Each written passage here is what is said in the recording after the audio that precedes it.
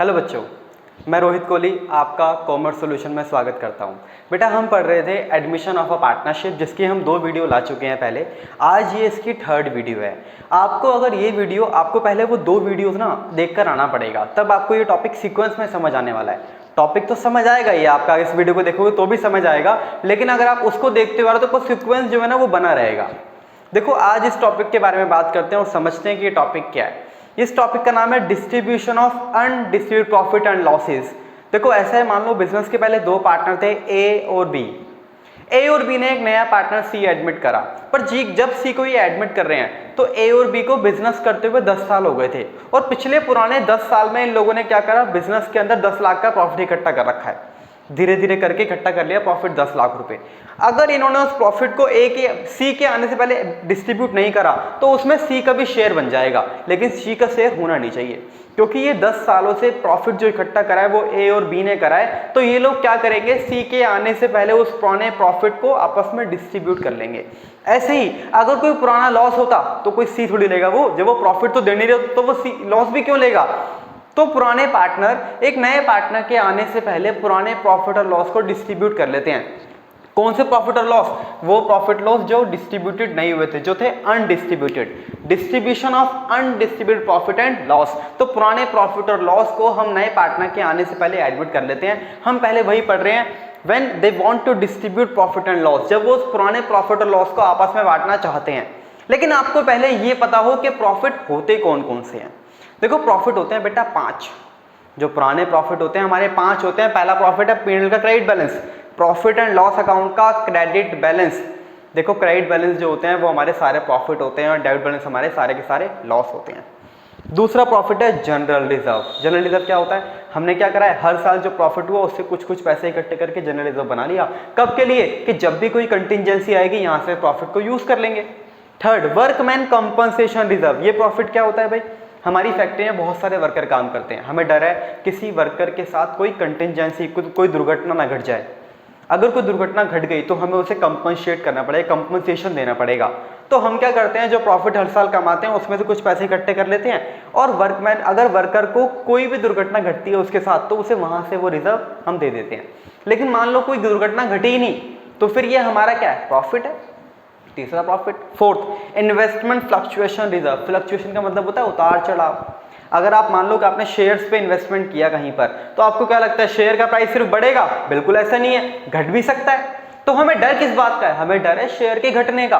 तो हम क्या करते हैं, जितने के शेयर खरीदते हैं उतना इकट्ठा कर लेते हैं प्रॉफिट, कि अगर प्राइस घटा तो यहाँ से इसको यूज कर लेंगे, नहीं घटा तो हमारा प्रॉफिट आपस में बांट लेंगे। Last profit dividend equalisation reserve. ये क्या होता है भाई, ये होता है हमारी शेयर, हमारी कंपनी, हमारी फर्म पर लोगों ने पैसे लगा रखे हैं। अब लोग पैसे लगाएंगे, लोगों को क्या उम्मीद होगी कि 1 साल बाद उन्हें क्या मिलेगा, प्रॉफिट मिलेगा। मान लो हम 1 साल बाद उनसे कहें कि हमें प्रॉफिट नहीं हुआ, तो वो लोग हमारी कंपनी से पैसे निकाल लेंगे।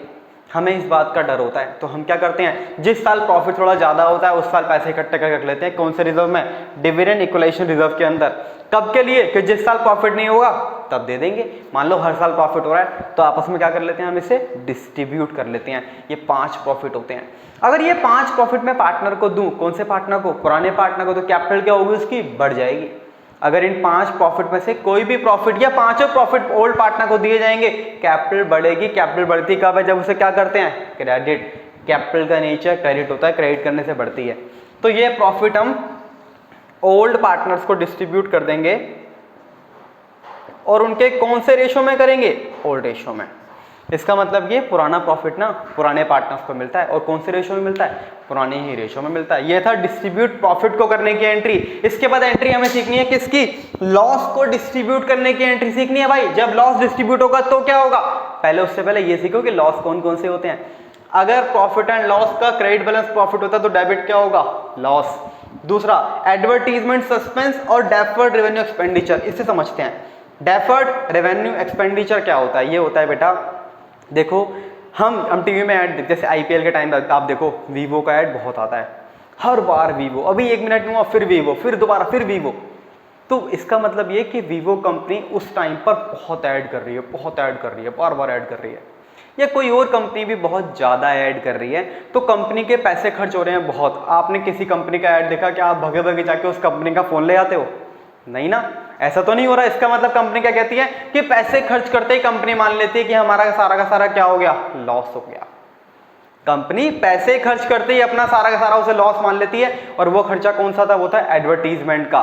तो डेफर्ड रेवेन्यू एक्सपेंडिचर और एडवर्टीजमेंट सस्पेंस दोनों सेम ही होते हैं। सस्पेंस क्यों कहा जाता है, क्योंकि हमें नहीं पता, क्या पता बिक भी जाए फोन, पॉसिबल है। अगर लॉस को हम डिस्ट्रीब्यूट कर रहे हैं तो कैपिटल का बैलेंस ओल्ड पार्टनर का कम होगा और कैपिटल घटती है डेबिट करने से। तो देखो क्या करा है, old partners capital account debit और सारे लॉस क्या हो जाएंगे, क्रेडिट। ये एंट्री तब होगी जब वो प्रॉफिट और लॉस को बांटना चाहते हैं। दूसरा case, when they don't want to distribute profit and losses. अगर ओल्ड पार्टनर कह रहे हैं कि भाई हम नहीं बांट रहे अपने पुराने प्रॉफिट एंड लॉस, बड़ी मुश्किल से हमने इकट्ठे करे थे प्रॉफिट एंड लॉस, तो एक काम करो कि जितना शेयर, जैसे मान लो हम सी को एडमिट करेंगे, सी का 1/5 शेयर है और 10 लाख का हमारा प्रॉफिट है, तो उसका शेयर 1/5 है ना, 1/5 कितना हो गया 10 लाख का, 2 लाख रुपए। उससे 2 लाख रुपए मंगा लो और वो 2 लाख रुपए वो हमें दे देगा हमारी सैक्रिफाइसिंग रेशियो में। तो उससे क्या होगा, उससे ये होगा कि हमें जो 2 लाख का लॉस होने वाला था बाद में, वो भी हमारा लॉस नहीं होगा और हमारा प्रॉफिट भी एज इट इज फर्म में लगा रहेगा। तो उस कंडीशन में हम क्या एंट्री करते हैं, अगर कोई भी चीज जैसे प्रॉफिट और लॉस को कभी भी पार्टनरशिप में बांटने के लिए मना कर दिया जाए, तो आपकी एंट्री होगी गेनिंग सैक्रिफाइस में। Gaining partner's capital account debit to sacrifice partner capital account. ये कौन से रेशियो में एंट्री होती है, ये एंट्री होती है बेटा सैक्रिफाइसिंग रेशियो में। और गेन कौन कर रहा होगा, न्यू पार्टनर तो गेन कर ही रहा होगा और हो सकता है कोई और पार्टनर भी गेन कर रहा हो, तो gaining partner debit to sacrifice partner capital account entry हो जाएगी। पर ये दोनों एंट्री कौन से रेशियो में होती हैं, ये दोनों एंट्री ओल्ड पार्टनर्स में और ओल्ड रेशियो में ही होती है। ये था हमारा topic distribution of undistributed profit and losses. हम अभी तक इस चैप्टर के 3 टॉपिक को कवर कर चुके हैं। अब हम इसके आगे की वीडियो में इस चैप्टर को आगे कंटिन्यू करेंगे। और बेटा अगर आप लोगों को हमारी वीडियोस पसंद आ रही हैं तो चैनल को सब्सक्राइब बिल्कुल जरूर करके रखना और वीडियो को शेयर और लाइक करते रहिएगा। आगे की वीडियो में आगे का टॉपिक शुरू करेंगे। आज के लिए इतना ही था बेटा, थैंक यू।